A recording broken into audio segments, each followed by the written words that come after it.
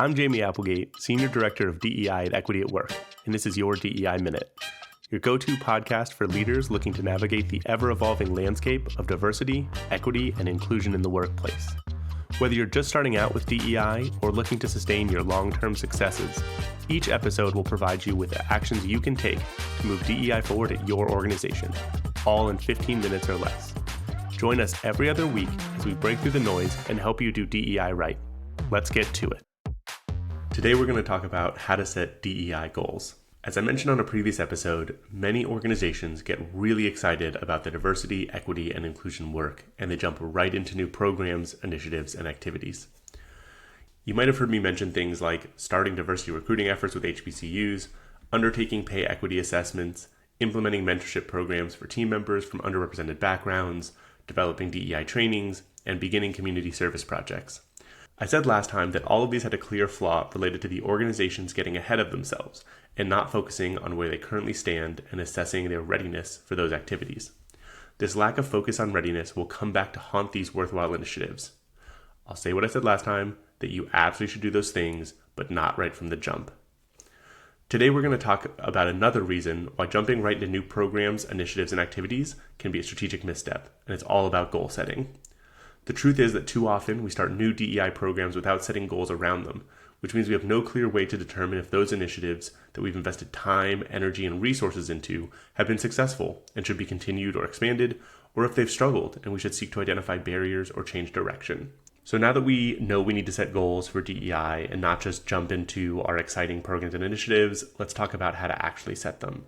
So for this episode, we are going to talk through the framework we use for setting goals, and then tune into our next episode where we will walk through a real-world example for a specific DEI program that we are currently working with a client on implementing. Let's start off with our mindset around DEI goals, and this one is very easy. DEI goals are just like other goals. You need to set them, you need to monitor progress and make adjustments in your approach as you work toward them, and you need to assess your success in achieving them over the long term. Your organization has a list of big picture goals, and there are probably key performance indicator dashboards that show progress toward those goals, which are reviewed regularly so that everyone on the team is moving in the right direction towards organizational success. If the organization is on the right track, then a few other things are definitely happening beneath those big picture goals. The first one is that each individual team member has their own goals that tie into and support the big picture goals. As you move up the organizational hierarchy, each layer's goals should represent a collection of the goals from the layer below. For example, in an organization that has directors, managers, and frontline workers, the frontline workers should have individual goals, and then the managers have individual goals that encompass the goals of the frontline workers, and the directors have individual goals that encompass the goals of the managers and the frontline workers. So it all cascades down. Secondly, not only are big picture and individual goals set, but they are shared along with the behaviors and activities that an individual contributor should do to be successful. It's not much value to tell someone what the end goal is without providing support about how they should go about achieving it and getting there. Finally, individual and big picture goals should be monitored regularly and adjustments should be made. It might sound simple, but many organizations recognize that they're not going to hit a goal and they simply keep going right through it as though nothing has changed. Strategic organizations consistently look out for barriers and challenges, and they adjust on the fly at both the organizational and individual contributor levels, communicating constantly about changes to goals and, as mentioned above, the expected activities and behaviors that will drive those outcomes. DEI goals should be just like this. There should be key performance indicators that show progress towards success, and they should be reviewed regularly to ensure that the team is moving forward together. So remember, DEI goals are just like other goals. The really important thing here is that just like the goals your organization might have around production or operations or safety or sales or recruitment and hiring and promotions or employee engagement or social media reach, you should have goals for DEI, both big picture organizational goals and goals for each individual contributor. So let's talk about how to set those DEI goals. So now that we know we need to set goals for DEI and not just jump into a buzzy program or initiative, let's talk about how to set them. First, we're going to walk through a framework, and then we're going to go through a real-world example for a specific DEI program that we recently supported a client in implementing. For setting goals, a strong framework is SMART Plus. You might have heard of SMART goals.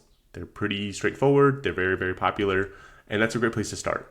but I found that it's missing a few elements. So we do SMART Plus to add those back in and make sure that we cover everything we need. So here we go. If you don't know, SMART stands for specific, measurable, achievable, relevant, and time-bound. And here's a little bit of detail on each of those. So for specific, what are you setting out to achieve? What activities are we going to do to achieve them? Measurable.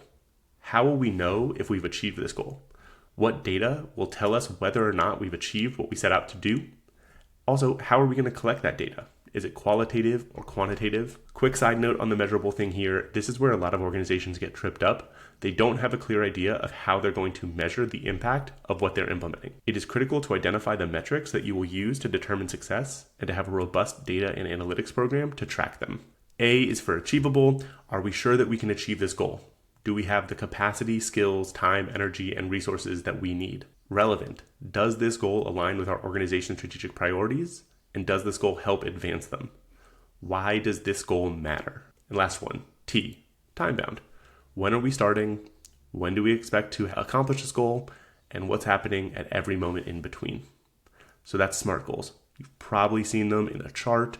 You've probably had supervisors or teammates say, let's have a SMART goal around this. It's a really great way to sort of get the ball rolling and make sure you're covering key portions and key sort of components of your goals.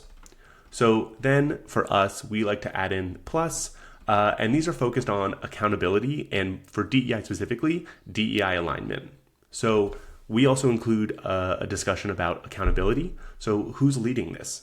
Who's ultimately responsible for achieving this goal? A simple way to think about accountability is to use what's called a RACI chart to identify stakeholders. And that's RACI. So R is for responsible. This person does the work to complete the task. A is for accountable. This person delegates work and reviews deliverables. This person is all about troubleshooting and making sure the overall goal that we're working toward it. C is for consulted. This person provides input based on expertise or based on potential impact. And I is for informed. They are kept in the loop on overall progress, but they're not super involved in the day-to-day. So the next part of the plus framework is DEI aligned. And this is related to the achievable and the relevant items in the SMART goal framework, but it's more specifically attuned to DEI alignment. So let's talk about DEI readiness. Are we ready for this DEI goal? We talked in a previous episode about DEI readiness and how to get DEI ready and make sure that we know where we are and kind of where we're going. So here are some questions you can ask to assess your DEI readiness. Where are we right now on our DEI work overall? Are we still focusing on foundational organizational culture, things like psychological safety and trust? Or are we setting the DEI foundation? Are we operationalizing DEI? Are we expanding and enhancing DEI? Where are we right now? Where we are really matters, and it should be reflected in the goals we set. It's the difference between foundational education about what the words diversity, equity, and inclusion mean, and then on the much more advanced level, how we can foster an inclusive workplace for transgender teammates. So one of those might be something you start with really early just to get everyone on the same page. And then the later one might be a more sort of specific topic that you're focusing on as the need arises at your organization. And so after DEI readiness, we also want to talk about DEI capacity. So we talked about achievable and do we have the skills, time, energy, and resources do we need? But DEI capacity is related to that, but it's a little bit different. Do we have team members with the capacity to lead this DEI goal? So many folks are hired in positions because they're great at the operational skills and maybe even the personal and management skills that are needed to drive the organization forward. For this, it's all about, do they have the DEI skills? Let's move beyond organizational readiness and focus on the individuals who will be leading. Do we have the knowledge, skills, and experience necessary to successfully meet this goal from a DEI perspective? Are folks trained in what we are trying to roll out? Are folks knowledgeable? Do they have experience with this specific topic? Finally, we want to talk about leadership alignment. Is our leadership team on the same page and ready to support this goal? Are our leaders in agreement on this goal? Do they all support this as a goal? If not, we need to pause and get everybody on the same page. Are they all bought in and willing to serve as champions and advocates for this goal? Are they willing to actively participate? If we are rolling out a training, are they willing to be the first ones to go through it, both to provide feedback, but then also to share with the rest of the organization, hey, I went through this training and it was meaningful to me because fill in the blank as to why it is important for them and for the organization. So that's how we set Smart Plus goals, and join us next time to walk through a real world example of a project we are working on with a client and how we set goals for that. And that's a wrap. I'm Jamey Applegate, and that's your DEI Minute for today. Thank you for listening. That's a wrap. I'm Jamey Applegate, and that's your DEI Minute for today. Thank you for listening. Please be sure to follow us wherever you listen to podcasts, and don't forget to leave us a review. If you ever have questions, please visit our website or send us an email. You can also sign up for our newsletter and follow us on LinkedIn, YouTube, Twitter, and Instagram. Links to everything can be found in the episode notes. This episode was edited and produced by Podgrowth with podcast art by me, Jamey Applegate.